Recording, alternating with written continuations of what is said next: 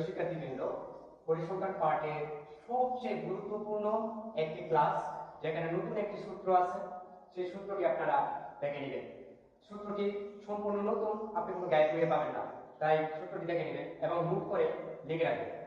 চলেন ক্লাসটি দেখে নিই।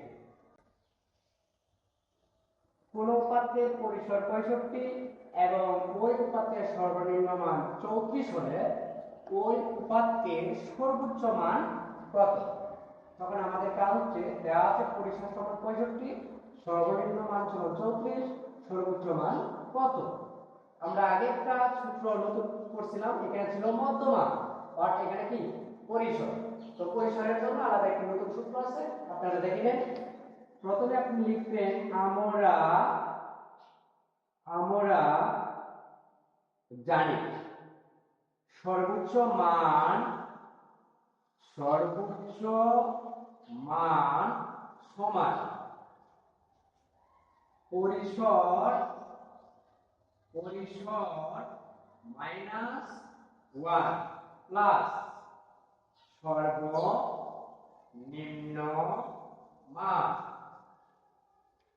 অর্থাৎ সর্বোচ্চ মান নির্ণয়ের সূত্র পরিসর মাইনাস 1 প্লাস সর্বনিম্ন মান। এখন আমাদের কাজ হচ্ছে এখানে মানগুলো বসানো। যেমন পরিসর, এখানে পরিসরের মান কত আছে?